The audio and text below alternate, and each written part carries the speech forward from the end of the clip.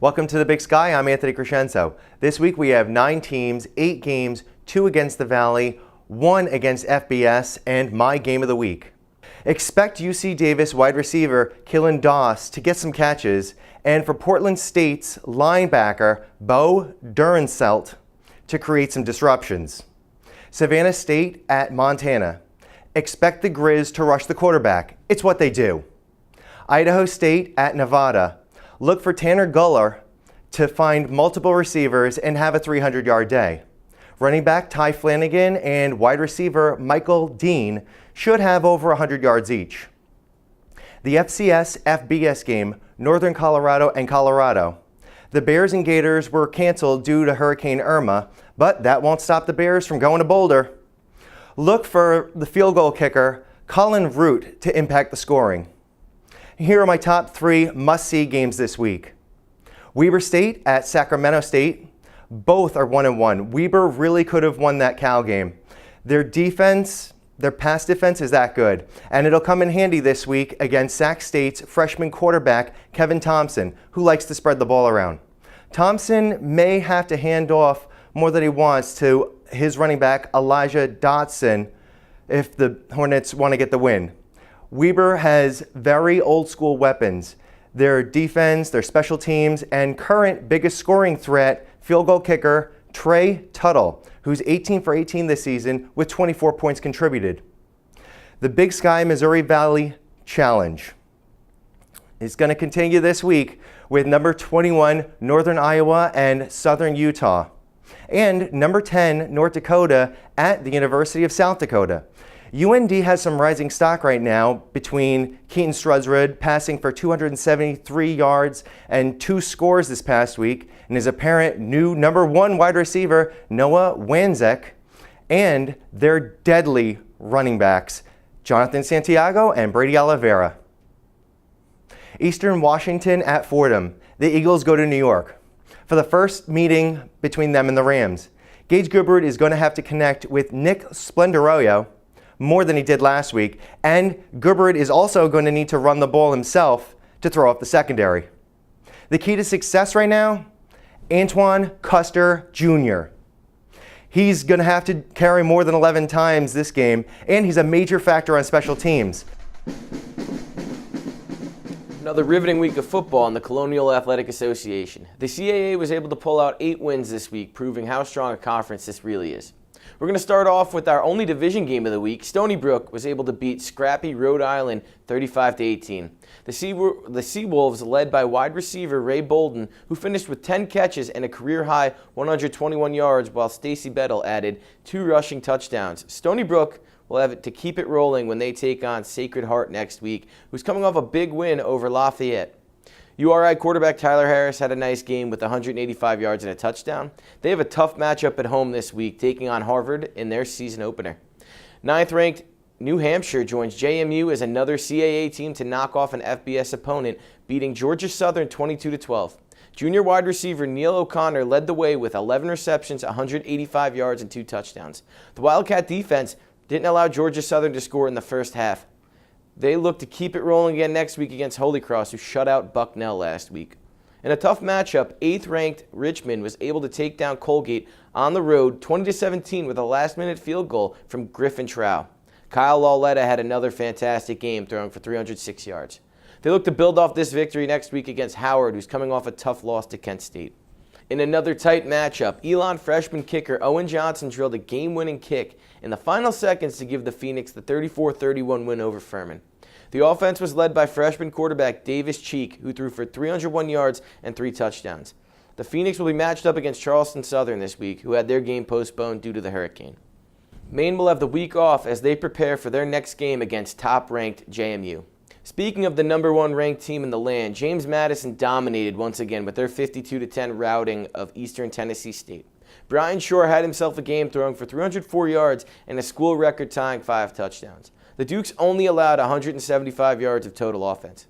JMU looks to continue its dominance against Norfolk State, who was beaten up by William and Mary last week. Sticking with the Tribe, they did in fact beat Norfolk State on Saturday by a score of 20-6. Quarterback Tommy McKee threw for 168 yards and 3 touchdowns. He wasn't done there. The dual-threat quarterback also ran for 114 yards.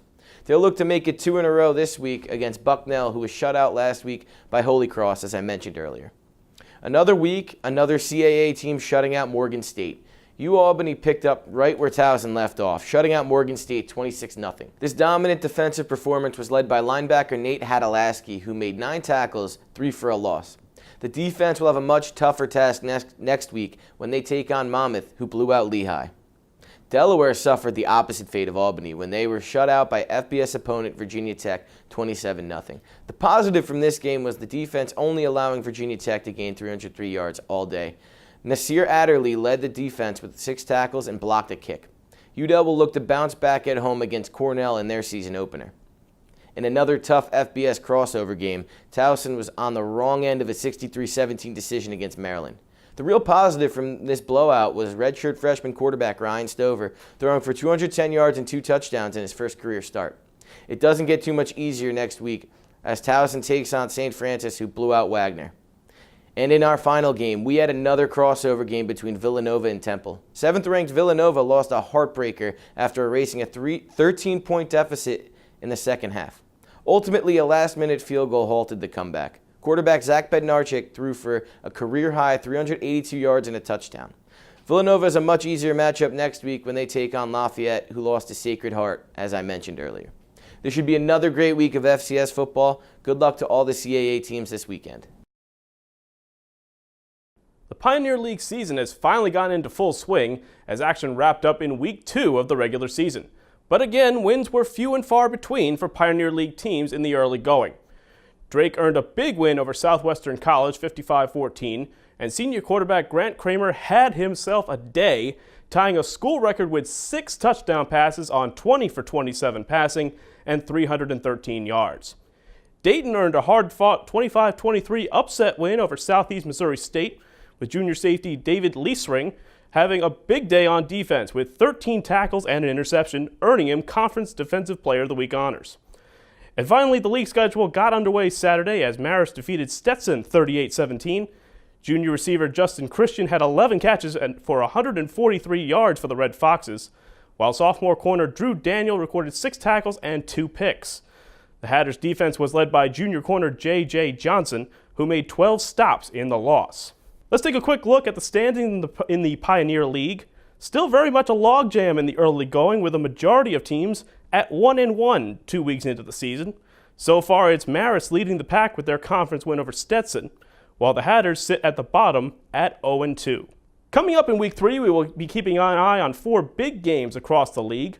The Red Foxes of MARIST will look to make it 2 wins in a row as they travel to take on 1-0 Georgetown. Dayton will also look for 2 consecutive victories as they host Duquesne at Welcome Stadium. The Toreros of San Diego will look to get back above 500 after their loss to UC Davis, flying cross-country to take on Princeton in their season opener in New Jersey. But the big matchup to watch this week will feature Drake as they travel to the Heartland to take on the number 4 ranked South Dakota State Jackrabbits in Brookings, South Dakota. For the FCS College Whiparound, I'm David Hassagen. We start with the Tennessee State Tigers, who defeated Jackson State this past Saturday in the 2017 Southern Heritage Classic by a score of 17-15 at the Liberty Bowl in Memphis, Tennessee. It was a back-and-forth contest right down to the final gun.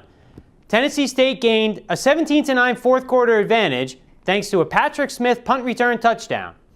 However, the Tigers allowed Jackson State to return the ensuing kickoff for a touchdown, bringing the score to 17-15. L'Aquarius Cook made the defensive play of the game, however, breaking up the 2-point conversion attempt and keeping the Tigers ahead. They would keep that advantage all the way to the final buzzer as Jackson State missed a potential game-winning 47-yard field goal as time expired. The number 5 ranked Jacksonville State Gamecocks took on one of the better FBS programs in the nation and hung tough for the first half, but fell to the rambling wreck of Georgia Tech 37-10. Turnovers proved killer in the second half for the Gamecocks, as they could not keep the high-powered, triple-threat Tech offense under control. Rock Thomas was the star on offense for Jacksonville State, as he accounted for 105 yards of offense on 19 touches. On the defensive side, 3 of Jonathan Hagler's 5 tackles were for a loss.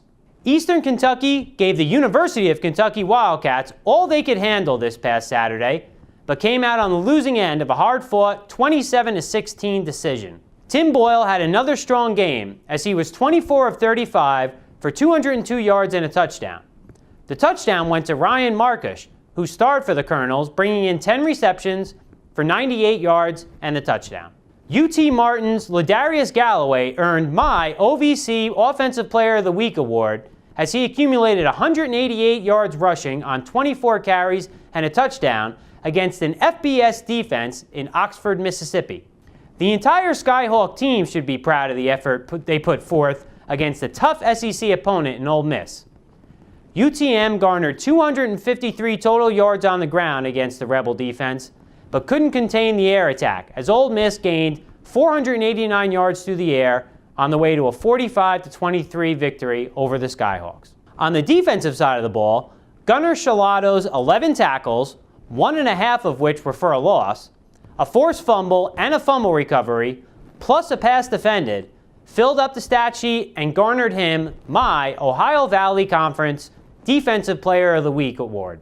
Southeast Missouri went 87 yards in 1 minute 1 second at the end of the game to get within 2 points of Dayton, but could not make the 2-point conversion and fell to the Flyers 25-23 in Ohio on Saturday. The Redhawks outgained Dayton 390-292 in total yards, but 2 interceptions and 2 blocked punts, all in the second half, proved to be too much for Southeast Missouri State to overcome. Eastern Illinois turned the ball over early, and Northern Illinois took advantage to jump out to a big first-half lead en route to a 38-10 victory over the OVC's Panthers this past Saturday in DeKalb. Redshirt freshman Scotty Gilkey Jr. scored the lone EIU touchdown, running it in from a yard away. Schuler Bentley hooked up with LJ Gainey 4 times for 55 yards, including once from 25 yards out for a touchdown.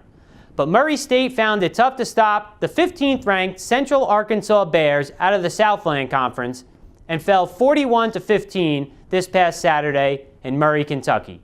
The Tennessee Tech Golden Eagles fell behind early at Kennesaw State and could never recover, losing 27-14 over the weekend. Andre Sale and Dante Wilkes connected for 2 second-half touchdowns, and Dantes Bird caught 10 passes for 109 yards, but it was not enough. Tech looks to rebound next week at Ball State. That's all for this week. Be sure to come back next week and see me, Luke Jackson, for the Ohio Valley Conference Football Report. Holy Cross shut out Bucknell on the road 20-0 in the first conference game of the season. Number 9 Richmond comes back to beat the host Colgate 20-17. Georgetown traveled to Campbell and got the win 16-10.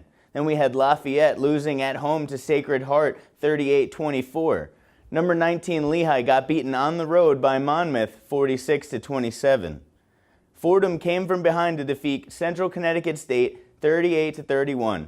Junior wide receiver Corey Cattle was named Patriot League Offensive Player of the Week with 11 catches for 180 yards and a touchdown.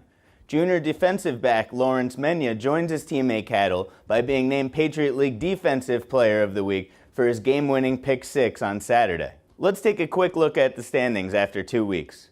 Holy Cross is 1-1 with a 1-0 conference record. Georgetown is 1-0.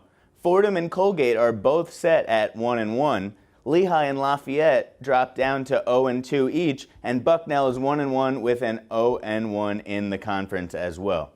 Yale takes a trip to Lehigh for a 12:30 p.m. kickoff in a rematch from last year's battle. Fordham hosts the number 12 Eastern Washington Eagles in the home opener at Jack Coffey Field at 1 p.m. Eastern Washington played against one of the best teams in the FCS last week in number 2 North Dakota State and lost handily 40-13, but they are still a big threat and need to be taken seriously. This matchup marks just the 8th time Eastern Washington has played east of the Mississippi River, and they're only 3-5 in those games, so they traveled a day early just to get used to the time difference. The Marist Red Foxes head down to Georgetown at 1 p.m. to face the Hoyas. Marist lost in Week 1 45-6 to Bucknell, who just got shut out 20-0, so Georgetown is hoping to get a big win for their home fans. redshirt junior quarterback Mike White of the Red Foxes earned honorable mention for the FCS Offensive Player of the Week after his stellar performance with 399 total yards and 3 total touchdowns. The Hoyas will need to keep up the good work on defense if they want to stop this high-octane offense. The number 9 New Hampshire Wildcats head to Fitton Field to face off with the Holy Cross Crusaders at 1 p.m. in the home opener. Check out the game live on the Patriot League Network. New Hampshire won the matchup last season with a 39-28 victory in September. The Wildcats upset FBS foe Georgia Southern 22-12, so their confidence will certainly be soaring. The same can be said for the Crusaders, though, who won 20-0 last week and will be coming in to the game expecting to make a big upset. If Holy Cross wants to make the FCS playoffs this season, they need to get a winning result in games of this magnitude. Quarterback Peter Pujols will need to be on fire if they want to pull it off this week. The Colgate Raiders head north near the border to face off with the Buffalo Bulls at 6 p.m. Colgate was oh so close to starting the season with consecutive wins over ranked teams, but they allowed a late rally and lost by a field goal. The last time these two teams met, the Raiders beat Buffalo 38-15 and then went on to finish 15-1 and had a second-place finish in what was then Division I AA. This game will also be live on ESPN3 and the Watch ESPN app, so be sure to tune in. Colgate is upset about falling out of the top 25, and I expect them to put in a great performance against the favored FBS Bulls squad. Lafayette takes a tough trip to number 7 Villanova at 6 p.m. Last year's matchup was the first between the teams since 1920, and Lafayette holds a 4-1 all-time series lead. Nova got beat on a last-minute 49-yard field goal to FBS Temple last week, so they'll be looking to get revenge in this game. With 15 remaining starters from their nationally ranked team from last year, the Wildcats look poised to win this game and get back on the winning foot after a tough start to the season. Cubs manager Joe Madden once threw 4 touchdown passes for Lafayette, and in this game he sent his best wishes to his alma mater as they head into one of the toughest games on the schedule. Leopards quarterback Sean O'Malley earned a Patriot League Rookie of the Week in Week 1, and he will need to duplicate that performance to give Lafayette any real chance at a victory. The Bucknell Bison head to Williamsburg, Virginia to face the William and Mary Tribe at 6 p.m. It's the first meeting between the two sides since 1996, but the Bison have never won in this matchup. Bucknell tends to get off to good starts on the road, and they're going for their 4th straight season-winning road opener. They're one of the stingiest teams in the nation on defense, ranking in at 8th in the FCS. The Tribe are great on defense as well, though, and they're 22-9 all-time against Patriot League foes, so look for this game to be tight and for one of the defenses to make the difference. For the Patriot League on Football Game Plan, I'm Chris Victel.